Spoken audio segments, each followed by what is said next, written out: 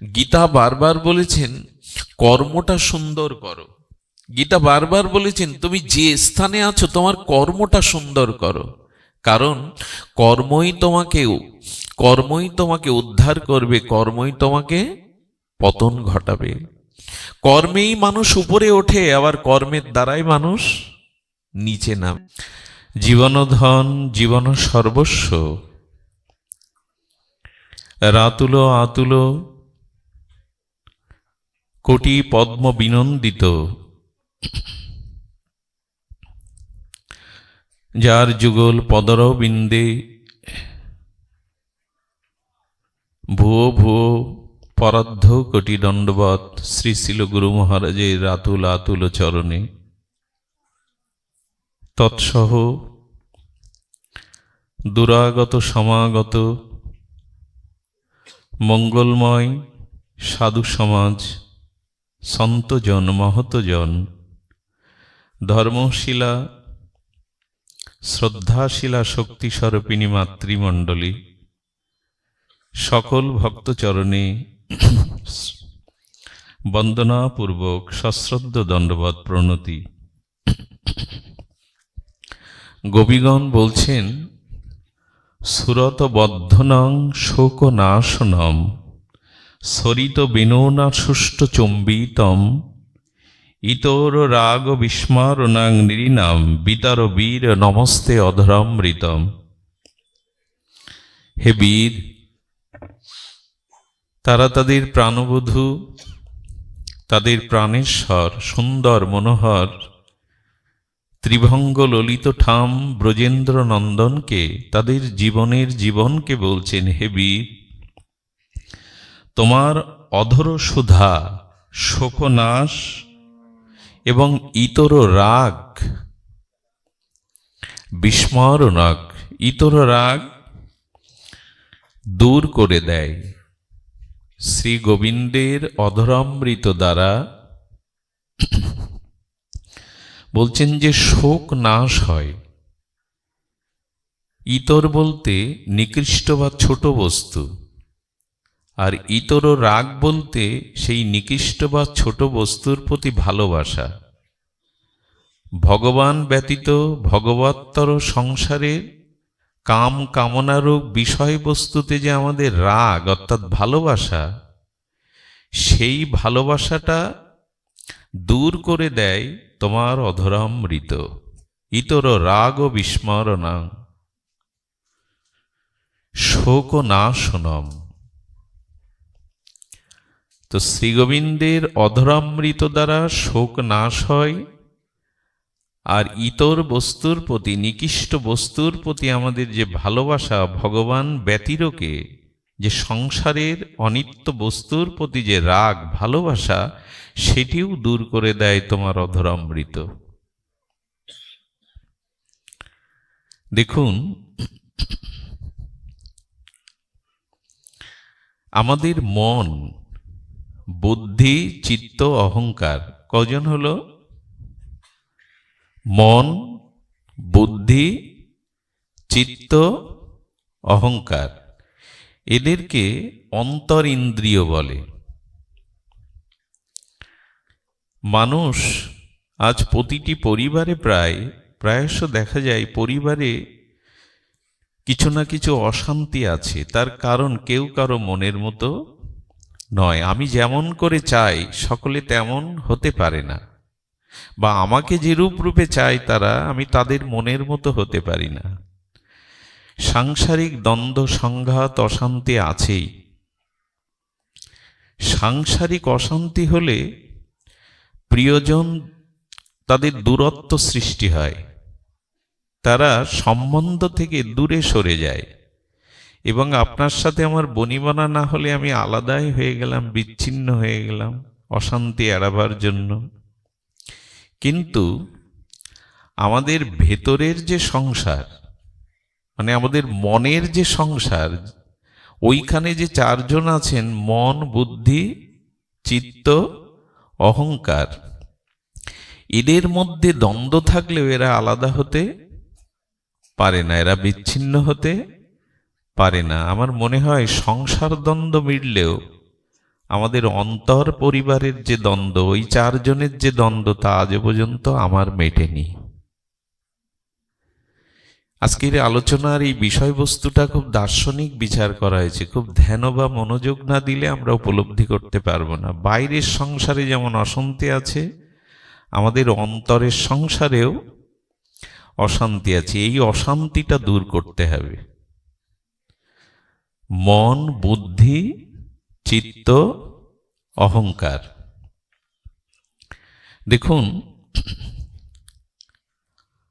মনকে যদি আমরা প্রথমে বলি, শরীর যে কোনো বিষয়বস্তু ভোগ করতে করতে ক্লান্ত হয়ে পড়ে, শ্রান্ত হয়ে পড়ে। আমার বলবার অভিপ্রায় হলো, আপনি আস্বাদ্য সুস্বাদু খাদ্য খাচ্ছেন, সেই খাদ্যটা তো একটু পরিমাপ আছে, কতটুকু গ্রহণ করতে পারবেন। এক সময় ক্ষুধা নিবৃত্তি হলে আর খাদ্য আপনি গ্রহণ করতে, তার মানে দেহের খাদ্যের প্রতি, সুষম খাদ্যের প্রতি ক্ষুধাটা বা লোভটা এক সময় মিটে যায়।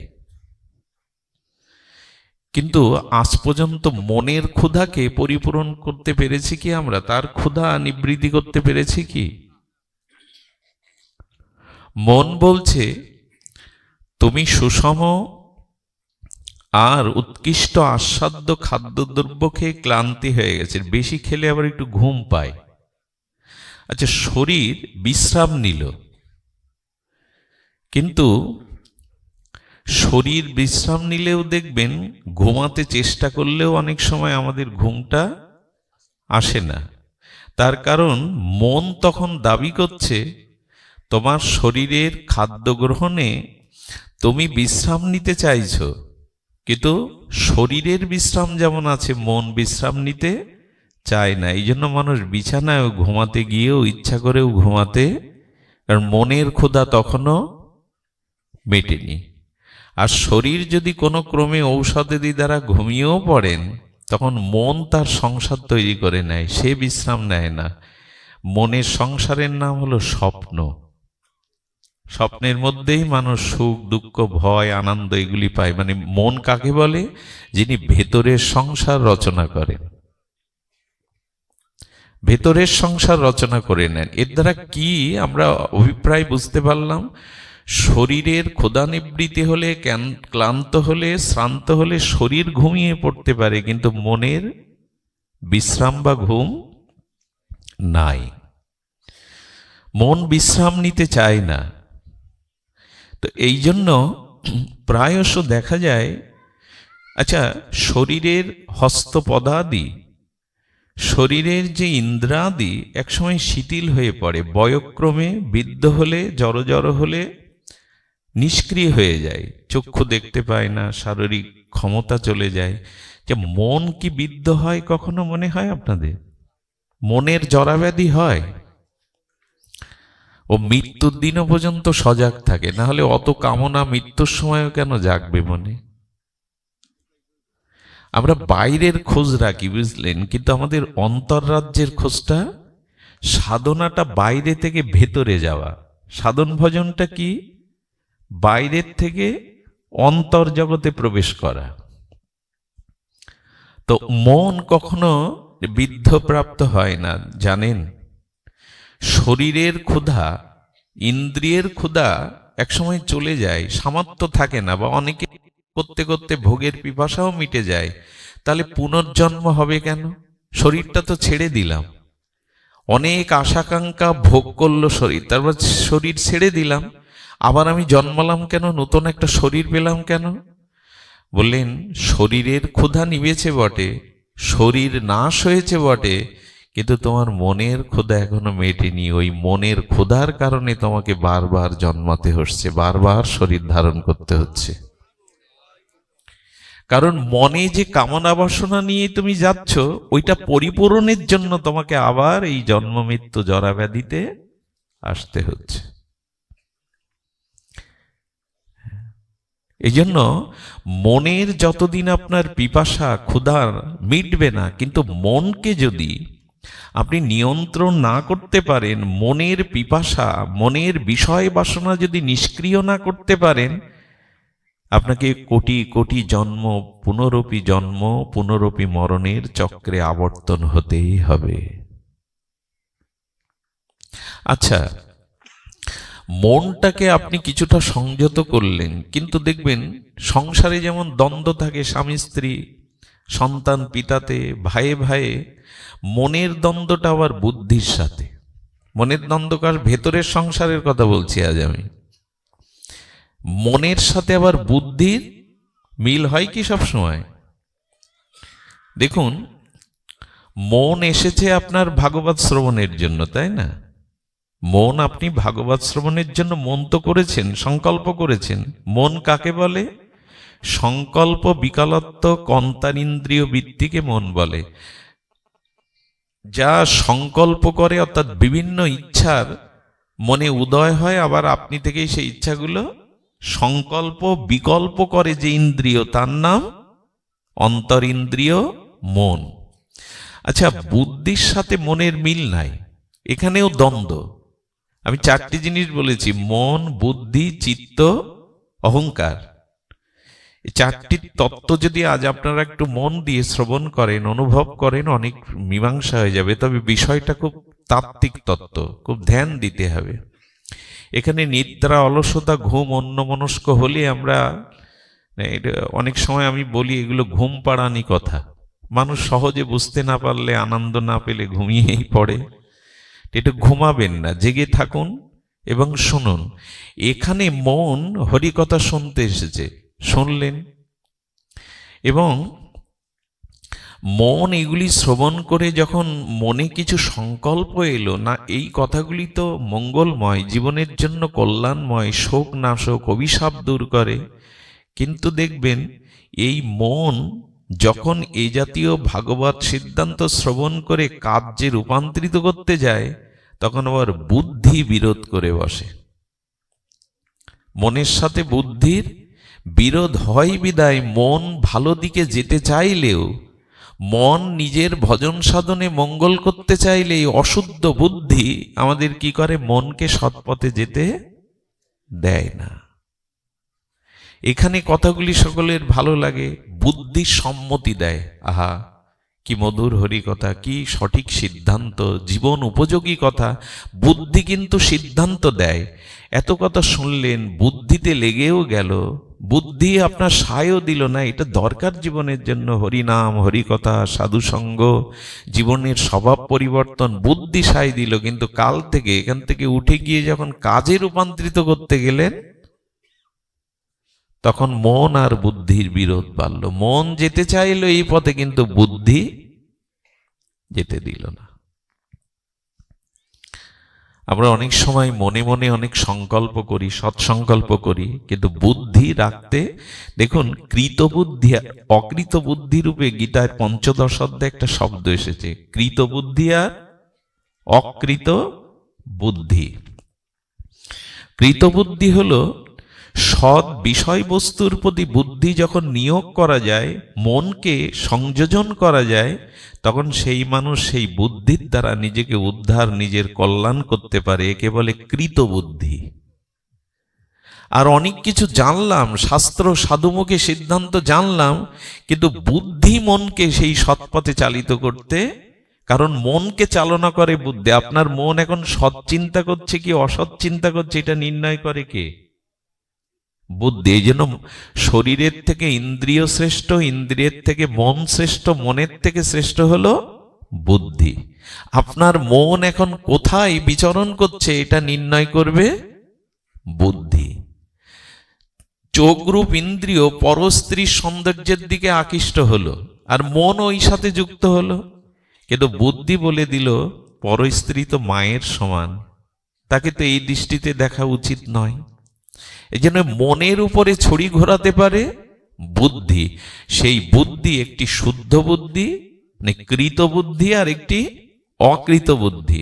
আমার মতো যারা, তাদের বুদ্ধি অকৃত বুদ্ধি, তারা এই জগতের অনিত্য বস্তুতেই তাদের মনকে নিবেশ করলো, তাদের কর্মকে সম্পন্ন করলো, নিজের উদ্ধার, নিজের কল্যাণের বুদ্ধিটা আসলো না।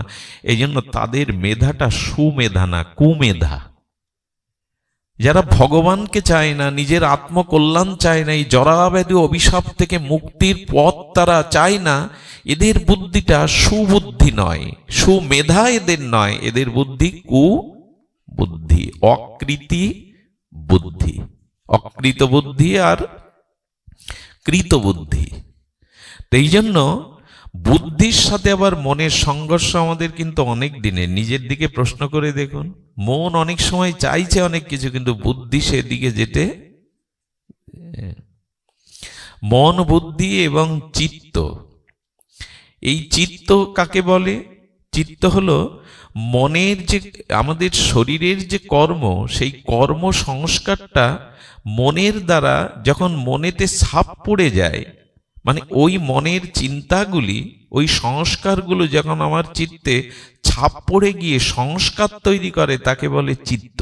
মন বিগলিত হলে মনের চিন্তাগুলিতে যাতে ছাপ পড়ে যায়, যেমন স্বর্ণ অলঙ্কার, স্বর্ণকারটা তৈরি করতে গিয়ে একটা গালার উপরে অলঙ্কারটা রেখে খোদাই করে, অলঙ্কারটা যখন সৃষ্টি করে তার সুন্দর হস্তশিল্পী দ্বারা নির্মাণ করে তুলে নেয়, তখন গালার উপরে দেখবেন অলঙ্কারের একটা ছাপ পড়ে গেছে। ঠিক মন ও বুদ্ধির দ্বারা আমি যে কর্ম করি তার একটা ছাপ পড়ে যখন, ওকে বলে চিত্ত, তাকে বলে চিত্ত। আর এই চিত্তের ছাপ একবার সংস্কার পড়ে গেলে জন্ম জন্মান্তরের সংস্কার তার রূপ নেয় সংস্কার বা স্বভাবে। এই স্বভাব নিয়ন্ত্রণ করতেও মানুষ সহজে পারে না, স্বভাব সহজে নিয়ন্ত্রণ হয় না। অনেক বাণী, অনেক উপদেশ, অনেক শাস্ত্র জ্ঞান, অনেক দুঃখ ব্যাধি প্রতীক্ষা প্রতিকূলতা দেখেও আমরা সংশোধন, কারণ সংস্কার তাকে ওই পথে বারবার আকর্ষণ করে নিয়ে যায়। তাহলে মন বুদ্ধি চিত্ত, এর সাথে কি যুক্ত হলো? অহংকার। এই মন বুদ্ধি চিত্ত অহংকারের আমাদের যে অন্তর পরিবার, এই পরিবারটার কথা বারবার সংশোধন কথা বলা হচ্ছে এই কারণে, এই অহংকার জীবের সমস্ত কিছু, এই মন বুদ্ধি চিত্ত যা কিছু বলি সংস্কার নষ্ট করার পিছনে সব থেকে বড় ভূমিকা হলো অহংকারের। সব থেকে বড় ভূমিকা হলো অহংকারের। অহংকার কোনো বস্তুতে যদি আসে জীবের, কোনো বস্তুতে যদি তার অভিমান বা অসৎজ্ঞান বা অহংকার আসে, তখন জানবেন তার পতনের সময় চলে এসেছে। এই জন্য জাগতিক কোনো বিষয় নিয়ে অহংকার করাটা জানা কথা আপনাদের, আপনারা জ্ঞানী শ্রোতা, বোদ্ধা শ্রোতা সবাই জানেন, অহংকার জীবকে সমস্ত কিছুর পতন ঘটিয়ে দেয়। আচ্ছা, অহংকার আপনি করছেন, একবার যদি সুবুদ্ধি বা বিচার বা বিবেক এখানে আনেন, অহংকার মানুষ কটা জিনিসে করে। যদি করো বহু ধন ঐশ্বর্য থাকে, তাই না, আমার অনেক টাকা আছে, এতে একটা অহংকার আসে। আমার অনেক রূপ আছে, হ্যাঁ, আমার অনেক রূপ আছে, আমার অনেক বিদ্যা আছে, এইগুলিতেই তো অহংকার আসে। নিশ্চয় আপনারা ধ্যান দিয়ে শুনছেন, রূপের অহংকার, গুণের অহংকার, বিদ্যার অহংকার, উচ্চ কুলে জন্মাবার অহংকার, ধনের অহংকার। আমি বলি কি, এগুলি কি চিরস্থায়ী? আজকে যার ধন আছে, টাকা আছে, চিরদিন থাকবে এমন বলা আছে কি? আর চোখের সামনে আমরা দেখি কি তাই, যে ধনী ছিল আজকে সে পথে বসেছে? যে বস্তু টিকে থাকে না, আজকে যে রাজা কাল সেই তো ফকির হয়। নিয়তি তাকে এই জায়গায় নিয়ে যেতে পারে। তাহলে যে বস্তু আপনি ধরে রাখার ক্ষমতা রাখেন না, যে বস্তু চিরদিন থাকেও না, সেই বস্তু গর্ব বা অহংকার করার কি আছে? আমি কি বোঝাতে পারছি? অহংকার সেই জিনিসের হওয়া উচিত যার স্থায়িত্ব আছে, যে কখনো ধ্বংস হবে না, নষ্ট হবে না, কাকে কেউ শেষ করতে পারবে না, নিচে নামাতে পারবে না, তাতে অহংকার আসতে পারে। মানে সদ্বস্তুতে, মহৎ বস্তুতে অহংকার আসুক, কিন্তু যে বস্তু আপনার আয়ত্তাধীন নয়, আপনি রাখতেও পারবেন।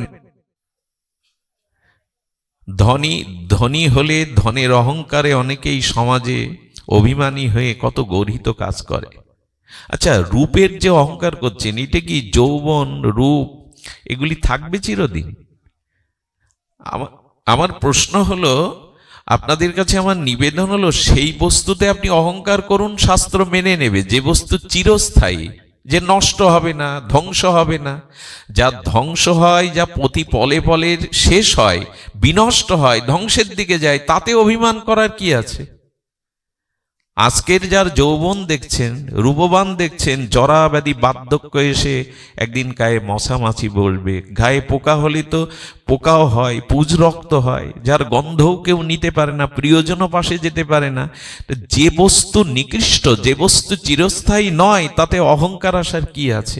বরঞ্চ অহংকার একজনই করতে পারে, সে হলো আত্মা। তার মানায় যে আমি কখনো লয় হব না, ক্ষয় হব না, ধ্বংস হব না, আমার অস্তিত্ব বিলীন হবে না। ভগবানই অহংকার করতে পারে। স্বয়ং পরমাত্মা বা আত্মা অহংকার করতে পারে, আমার কোনো নাশ নেই, আমার কোনো পরাজয়, আমার কোনো ধ্বংস নেই। কিন্তু ধন জন, পুত্র পরিজন, রূপ যৌবন, বিদ্যা, বংশ গৌরব, এগুলো তো ধুলায় মিশে যায় একদিন। এ বস্তুতে অহংকারের কি আছে? আত্মা যদি অহংকার করত, মেনে নেওয়া যেত। আমি অজর, আমি অমর, আমি শাশ্বত, আমি সনাতন, আমার নাশ নেই, আমার বিনাশ নেই, আমার ধ্বংস নেই। ওনার অহংকার করলে মানায়। কিন্তু সেই ভগবান আজ ধুলায় লুটাচ্ছে গৌর হরি হয়ে। সেই ভগবান আমাদের অহংকার করা মানায়। আমি একদিন বলেছিলাম, এই সারা পৃথিবীটা 7টা মহাদেশে বিভক্ত। তার মধ্যে এশিয়া একটা মহাদেশ। এশিয়ার মধ্যে 23 বা 24টা রাষ্ট্র হতে পারে, আমার সঠিক সংখ্যা জানা নেই। যদি 23-24টা রাষ্ট্র হয়, তার মধ্যে বাংলাদেশ একটি রাষ্ট্র। এখানে 64টা জেলা হতে পারে, উপজেলা অনেকগুলি হতে পারে। তার মধ্যে আপনাদের মকসেদপুর একটি, এটা উপজেলা। তো উপজেলা, এই উপজেলার মধ্যে আপনি একটা পাড়ায় বাস করেন, সেই পাড়ায় 200 ঘর থাকে, সেই 200 ঘরের মধ্যে আপনি এক ঘরে বাস করেন। আপনি যে ঘরে বাস করেন 4-5 জন সদস্য, অথচ কারো মনের খবর আপনি এই ঘরে বসেই রাখেন না। আপনার অহংকার করার কি আছে? আপনি কত ক্ষুদ্র! ভগবান বা আত্মা অহংকার করলে মানায়, আমি আছি বলেই তো তুমি আছো। আমার জরা মৃত্যু ব্যাধি নেই, ধ্বংস নেই, লয় ক্ষয় নেই, আমার অহংকার করলে মানায়। এই জন্য শাস্ত্র বারবার বলেছেন, জীবকে অহংকারী হতে নেই। কিন্তু আমাদের তো ওই অহংকারই শেষ করে দিল। যার রূপ আছে রূপের অহংকার, যার গুণ আছে গুণের অহংকার, যার বিদ্যা আছে বিদ্যার বৈদুষ্য অহংকার। তো এই চারটি, আজকে এই নিয়েই আমরা একটু দার্শনিক বিচার করি। এই চারটি আমাদের ভেতরের ঝগড়া মেটাতে পারছি না আমরা, এই জন্য আমাদেরও জীবনের এই জন্ম মৃত্যু অভিশাপ ঘুরছে না। আজ এই চারটি নিয়েই একটু কথা, খুব দার্শনিক বিষয়। যদি আমরা ধ্যান দিয়ে একটু মন দিয়ে এদিকে বিচার করি, দেখুন, আগেই বলেছি যে মন, বুদ্ধি, চিত্ত, অহংকার, এটি দেখুন, আমরা আজকে এই যে মনে, আমরা হরিকথা শুনতে মনে আর সংকল্প করে এখানে এসেছি, এখানে বুদ্ধিটাও লাগিয়েছি। তো এই মনোবুদ্ধি নিয়ে যে হরিকথাগুলো শুনছি, এগুলো আমাদের জীবনে সকলের কি কাজে আসছে? সকলের স্বভাব কি শুদ্ধ হচ্ছে? সকলেই কি পরিবর্তন হচ্ছে? একটা প্রশ্ন উঠছে, তোমরা যে এত অর্থ ব্যয় করে, এত বহু লোকজন কত দূর দূরান্ত থেকে কায় ক্লেশে আসছে, এর ফলটা হচ্ছে কি? যদি কেউ প্রশ্ন করে, এই যে এত হরিকথা, এত অর্থ ব্যয়, এত ভক্ত সমাগম, এটি কি সমাজ বদলাচ্ছে, মানুষের চরিত্র বদলাচ্ছে, স্বভাব সংশোধন হচ্ছে? আচ্ছা, যদি প্রশ্ন আসে, আশানুরূপ হচ্ছে না বলেই মত দেওয়া যাবে। আশানুরূপ যতটা হওয়া উচিত ততটা হচ্ছে না। তো এর কারণটা কি? বুদ্ধি তো লাগাচ্ছে, এখানে বুদ্ধি লাগাচ্ছেন না আপনারা, বুদ্ধি দিয়েই তো শুনছেন। আবার মনও মেনে নিচ্ছে, বুদ্ধিও সায় দিচ্ছে, কাজে আসছে না কেন? এর উত্তর দিয়েছে রামচরিতমানসে। আহা, এর উত্তর হলো, রামচন্দ্র যতবার বাণ মারছে, রাবণের হাত এবং মাথাগুলো প্রভু রামের বাণে কাটা পড়ে যাচ্ছে, হাতও কাটা পড়ে যাচ্ছে, মাথাও কাটা পড়ে যাচ্ছে, কিন্তু সঙ্গে সঙ্গে আবার রাবণের সেই 10 মাথা আবার গজাচ্ছে, হাতও আবার গজাচ্ছে। এটা তাত্ত্বিক তত্ত্ব বিশ্লেষণ করা হয়েছে। এখানে রাবণ যদি আমাদের মন হয়, রাবণ যদি আমাদের মন হয়, তো দেখুন ভগবান তো আপনার মনের মধ্যে অর্থাৎ হৃদয়ে বসে আছেন না? তো ভগবান যদি বাণ ছোড়েন, কারো মস্তক বা হস্ত ছেদন হয়, সেটা আবার গজাবে কেন? আচ্ছা, আপনার আমার হৃদয়ে ভগবান আছে কিনা? হৃদ্দেশ অর্জুন তিষ্ঠতি, গোবিন্দ বললেন আমি তোমার যে হৃদয়ে ভগবান বসে আছে সেই হৃদয়ে পাপ হয় কেন, কুচিন্তা হয় কেন? যেখানে আলো জ্বলছে সেখানে তো অন্ধকার দাঁড়াবার কথা না, যেখানে আগুন জ্বলছে সেখানে তো শীত আসবার কথা না। তা ভগবান তুমি আমার হৃদয়ে আছো, তবু আমার হৃদয়ে তো কলুষিত কেন? এত পাপ কর্ম আমার দ্বারা হচ্ছে কেন? তুমিই তো আছো আমার হৃদয়ে। রাম যদি বাণ ছুড়ে রাবণের মস্তক ছিন্ন করে, আবার গজাবে কেন? ভারতীয় আর্য দর্শন খুব মর্মান্তিক কথা বলেছে। বিভীষণের হাতকে কাটছেন কেন? মানুষ কর্ম করে কি দিয়ে? কর্মটা সম্পন্ন হয় কি দিয়ে? ভালো বা মন্দ, কাউকে প্রহার করেন আর কাউকে দান করেন, কাউকে মাল্য দান করেন বা কাউকে চড় মারেন, দুটোই তো হাত দিয়ে করে। হাত কর্মের প্রতীক। তো রামচন্দ্র ভগবান চাচ্ছে রাবণের কর্ম নাশ হোক। যে অন্যায় কর্ম, যে কামময় কর্ম করছে, ওর বুদ্ধি এবং ওর কর্ম দুটোই নাশ করতে চাইছেন প্রভু, তাই তো? কিন্তু আবার গজাচ্ছে। সীতামা এই সংবাদ শুনে বললেন, প্রভু স্বয়ং ভগবানের বাণ দিয়ে যার মস্তক হাত ছেদন করলেও, মানে কর্ম আর বুদ্ধি ছেদন করলে, এখানে হাত মানে কর্ম আর মস্তিষ্ক মানে বুদ্ধি। তা বুদ্ধি এবং কর্ম নাশ করার পরেও সেই বুদ্ধি রাবণের আবার গজাচ্ছে, কর্ম আবার গজাচ্ছে। সীতামা বললেন, তাহলে তো আমার প্রভু উদ্ধার করবে কি করে? রাবণ তো মরবে না। আমাদেরও মনে প্রশ্ন কি জানেন? এতদিন হরিনাম নিলাম, এতদিন হরিকথা শুনলাম, এত তীর্থ পরিভ্রমণ করলাম, এত জন্মাষ্টমী একাদশী ব্রতী করলাম, কিন্তু আমার বুদ্ধি এবং আমার মন আবার গজায়। কিছুক্ষণের জন্য ভালো থাকলে ওইখান থেকে উঠে গিয়ে আবার গজায়। আপনাদের না হলে আমার হয়, আমার অনুভূতিটা বলছি। আমাকে একজন বলছেন, আপনি ভূত দেখেছেন দাদা? বললেন দেখেছি। তো কি করে দেখেছেন? বললেন আমি জীবনে কোথাও ভূত দেখিনি, কিন্তু আমি আয়নার সামনে দাঁড়ালে নিজেকে ভূতই মনে হয় আমার, এই দেখেছি। এই কথা বলবার উদ্দেশ্য হলো, আমি নিজে দেখেছি, মনে হয় এবার সংশোধন হয়ে যায়, এবার গৌর গোবিন্দের চরণে নিজেকে পরিপূর্ণ 16 আনা সমর্পণ করি, কিন্তু আবার গজায়, আবার গজায়। রাবণের মাথা, রাবণের হাত আবার গজায়। আমাদেরও দুরবস্থা এই, জানেন? এত শুনছি, এত তাত্ত্বিক তত্ত্ব জানছি, তবু আবার গজাচ্ছে। এখান থেকে উঠে গিয়ে কালকে আবার যখন কর্মে যাব, সব ধুলোর মতো উড়ে যাবে বাতাসে। এই দুরবস্থা হতে দেওয়া উচিত না, এটা হতে দেওয়া উচিত না। জীবন আপনার, মঙ্গল আপনাকেই সিদ্ধান্ত নিতে হবে। আর কতকাল এভাবে, আর কতকাল কর্মের যন্ত্রণায় আমি নিষ্পেষিত হব? এবার উঠুন, জাগুন। তো বিভীষণের কাছে রঘুপতি রাঘবেন্দ্র বলছে, বিভীষণ রাবণের মাথা আবার গজাচ্ছে কেন? বিভীষণ এখানে বিবেক, বিভীষণ এখানে বিবেক।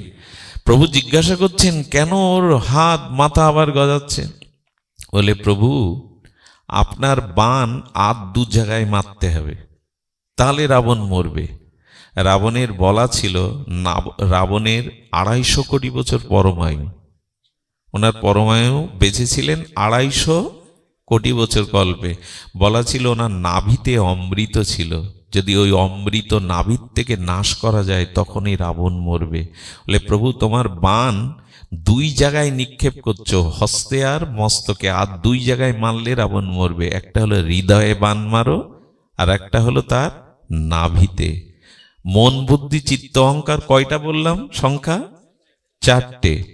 অর্থাৎ ভগবানের বাণী দ্বারা, ভগবানের কৃপা দ্বারা, ভগবানের বিধানের দ্বারা, শাস্ত্র বিধানের দ্বারা আপনি 4টি জায়গায় যদি আঘাত করতে পারেন, মন বুদ্ধি চিত্ত অহংকার, এগুলি যদি ভগবানের বাণীর দ্বারা, শাস্ত্রের চেতনার দ্বারা এখানে আঘাত করতে পারেন, এবার ওঠো।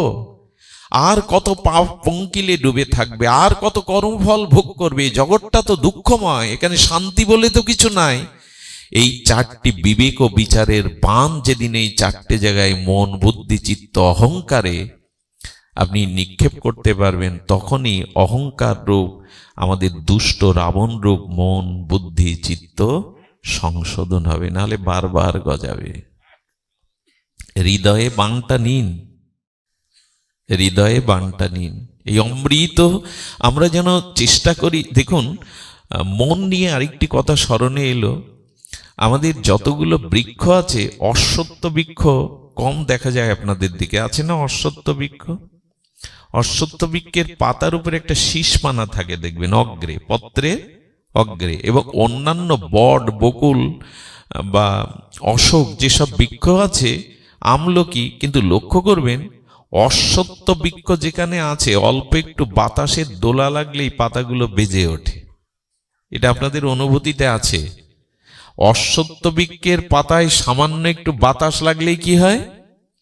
ঝরঝর ওইটা শব্দ হয়, ওতে বাতাসে নড়ে ওঠে, পাতাগুলো নড়লে একটা শব্দ হয়, লক্ষ্য করবেন। অন্য কোনো গাছে কিন্তু এ জাতীয় শব্দ বা বাতাসে তরঙ্গায়িত শব্দধ্বনি হয় না। এখন অশ্বত্থ গাছের নিচে আপনি জপ করতে বসেছেন, আর ওখানে তো হালকা মৃদু বাতাস লাগলেই ওটা কম্পিত হয়, শব্দ হয়। তো কোনো সাধক যদি মনে করে যে অশ্বত্থের পাতাগুলো নীরব হয়ে যাক, শান্ত হয়ে যাক, তবে আমি জপ বা ধ্যান করব, সম্ভব কি? সম্ভব কখনো? তো কেউ যদি মনে করেন আমার মন আগে শান্ত হোক, মন আগে নির্মল হোক, সাধু আমার মাথায় হাত দিক, আশীর্বাদ দিক, আমার মন শান্ত হয়ে যাক, তারপরে আমি নাম জপ ভজন সাধন করব, ও পাতা নড়াও বন্ধ হবে না, জপও আপনার ভগবানের ভজন হবে না, মন নড়তেই থাকবে অশ্বত্থ পত্রের মতো। আচ্ছা, ওই যে গাছটা যার অস্তিত্ব নিয়ে দাঁড়িয়ে আছে, বেঁচে আছে, পাতাগুলো এখনো সবুজ আছে, বেঁচে আছে, কোন অস্তিত্ব নিয়ে? ওই অশ্বত্থ বৃক্ষের মূল শিকড়ের জন্য, নাকি? গাছটা বেঁচে আছে কেন, পাতাটা সবুজ কেন? তার মূলের জন্য। মূল মানে শিকড়।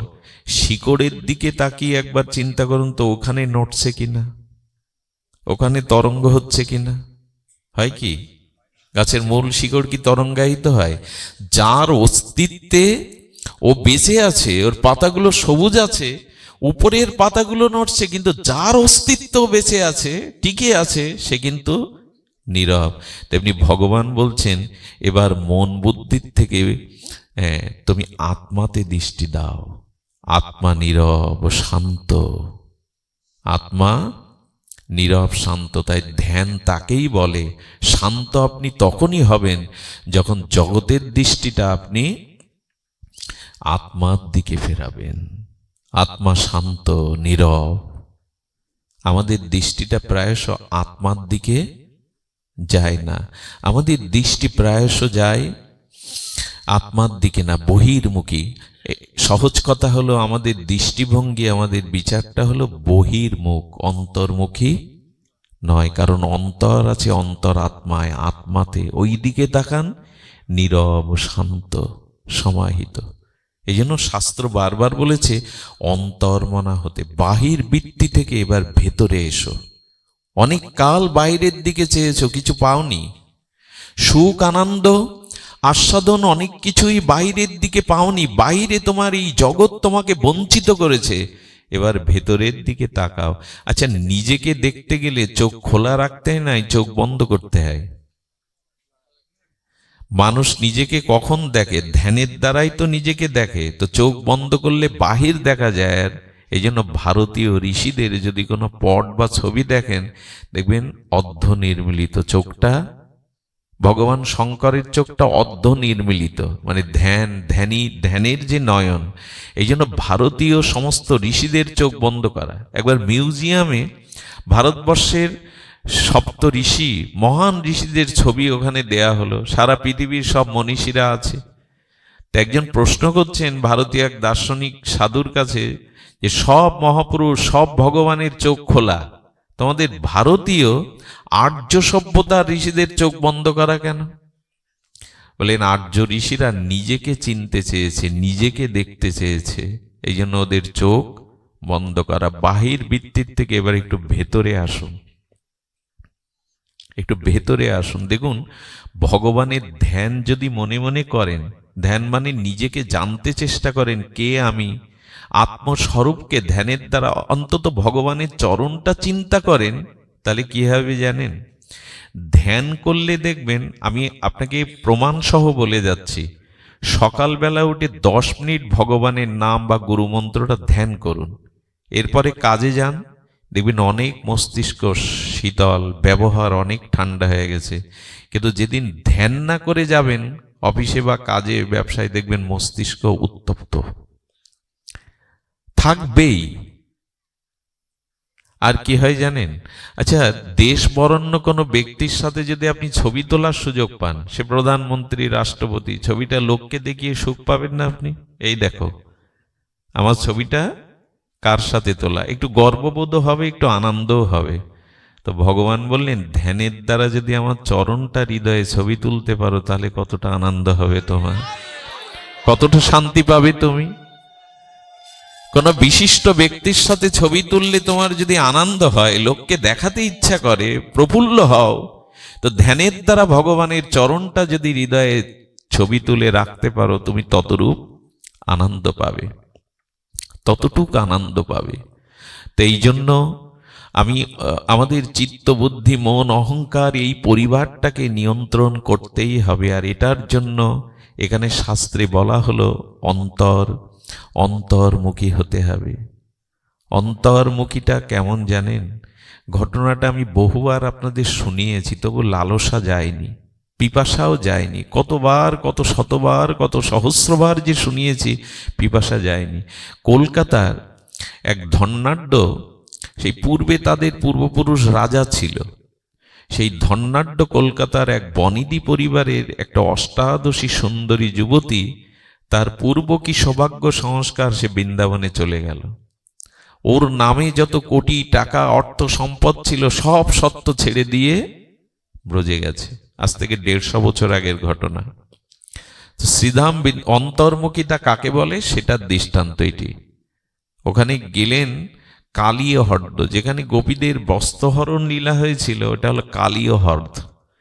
এখন ওটা আর বন অরণ্য নাই, এখন যন্ত্র দানবের নিষ্পেষিত যন্ত্রণায়, এখন যান্ত্রিক কোলাহল। বৃন্দাবনের ওই স্থানটায় যাওয়ার ভাগ্য হয়েছে, সে বৃক্ষটা এখনো দাঁড়িয়ে আছে, কালের সাক্ষী হয়ে, লীলার সাক্ষী হয়ে, কিন্তু কোলাহল যায়নি। ওই নীরব নিভৃত কাননে ভজন করতেন আমাদের জগদীশ বাবা, সিদ্ধ জগদীশ বাবা, সমর্থ মহাপুরুষ, সিদ্ধ মহাপুরুষ, অন্তর মনা হয়ে দিন রাত পড়ে আছেন। এই অষ্টাদশী সুন্দরী যুবতী রত্ন গিয়ে বাবাকে দূর থেকে প্রণাম করছেন। বাবা, সংসারকে পেছনে ফেলে এসেছি, আমায় করুণা করুন, ভজন করতে চাই। গুরু কৃপা না হলে তো হবে না। বাবা নিচের দিকে, ওদের অন্তর্মনা ভাব তো, একটু দৃষ্টি দিয়ে তাকালেন, দিকে চমকে উঠে বললেন, করেছিস কি মা? আরে এই ভরা রূপ যৌবন নিয়ে তুই চলে এসেছিস এই বয়সে? চলে যা, চলে যা, এখানে থাকতে পারবি না। বনে শুধু বাঘ নেই, সব জায়গায় বাঘ আছে, যা চলে যা। আরে বিয়ে থাওয়া কর, সংসার কর, ছেলে মেয়ে বড় করে চলে আসিস, যা যা, চলে যা। যে সত্যিই কি উনি ওনাকে তাড়িয়ে দিচ্ছেন? সত্যিই কি ওনাকে চলে যেতে বলছেন, যে সব ছেড়ে এসেছে?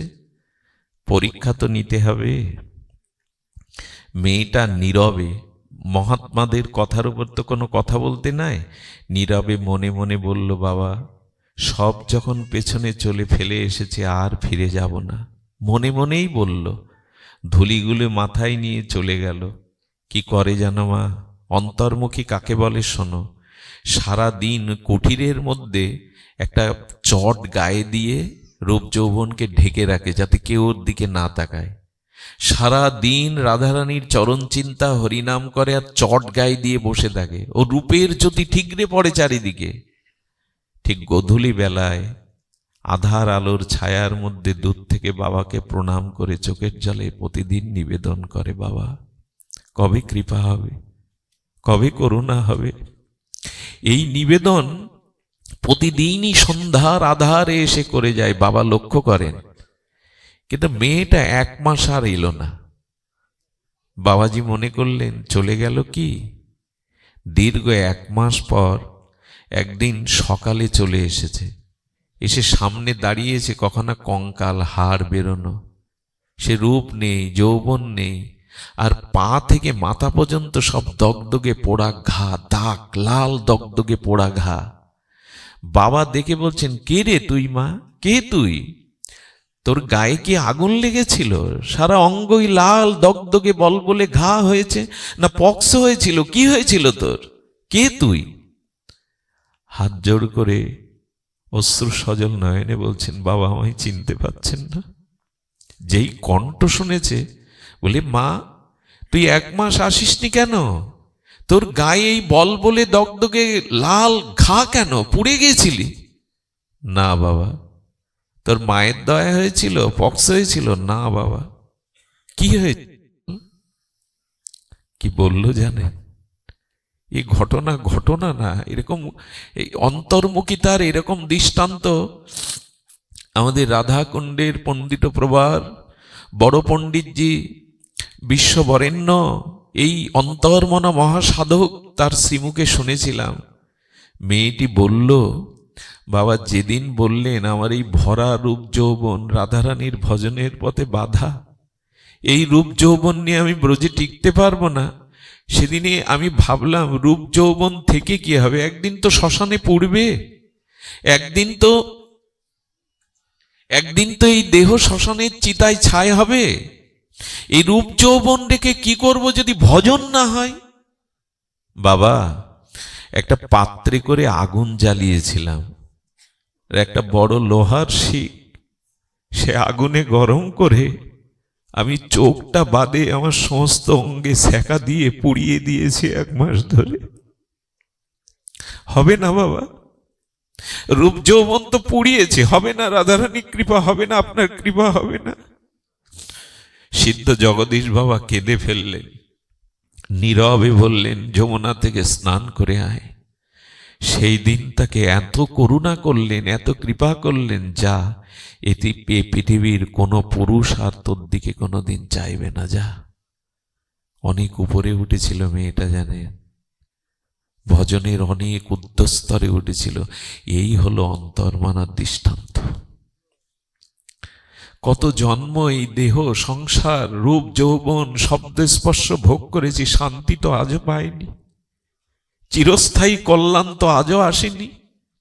এই জন্য একটু ভেতরে তাকাতে হবে। ভাগবত আমাদের অন্তর্মনা হতে বলছেন, ভেতরের দিকে তাকাতে বলছেন।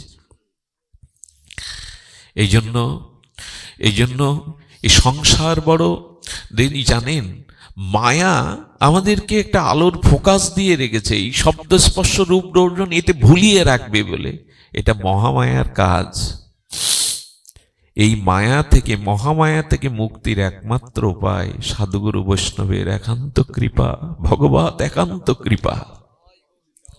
এই কৃপা না হলে আমাদের অন্তর্দৃষ্টি আসবে না, আমরা ভেতরের দিকে চাইতে পারবো না, ভেতরের দিকে চাইতে পারবো না।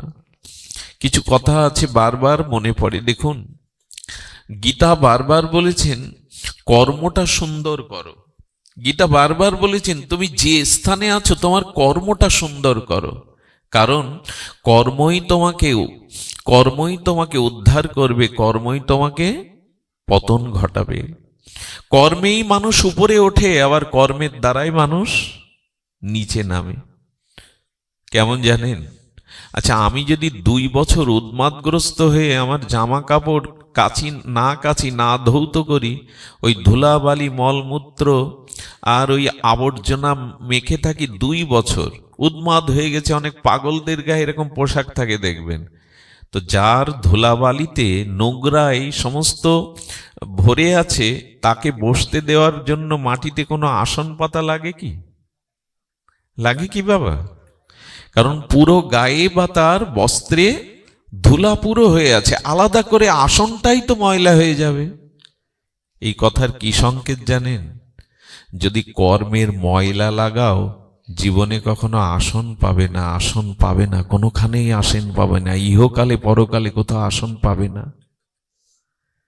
যদি কর্মটার ময়লাযুক্ত নোংরা কর্ম মাখিয়ে রাখো, আসন কোনোদিনই পাবে না। মানুষ তো চায় নিজের একটা স্থান, নিজের একটা যোগ্যতা, নিজের একটা সম্মান, এটা পাওয়া যায় না কর্ম সুন্দর না করলে না। তো এই সুন্দর কর্ম আর কি? হ্যাঁ, সুন্দর কর্ম হলো গোবিন্দের ধ্যান, গোবিন্দের স্মরণ, সাধুসঙ্গ, হরিনাম গ্রহণ। এই কর্মগুলি সুন্দর। ভগবৎ কর্ম করো, নিষ্কাম কর্ম করো, লোক হিতার্থে জগৎ প্রীতার্থে কর্ম করো, সেই কর্ম তোমাকে আসন দিয়ে দেবে। যদি কর্ম নোংরা করো না, আসন পাবে না। জোর করে কি আসন ধরে রাখা যায়? ইতিহাস তাকে নর্দমায় ছুঁড়ে ফেলে দেয়, সময় তাকে ছুঁড়ে ফেলে দেয়। এই জন্য কর্ম সুন্দর করো, কর্মই তোমাকে। এই জন্য গীতার কর্মযোগে ভগবান এতবার বলেছেন কর্মটা সুন্দর করো।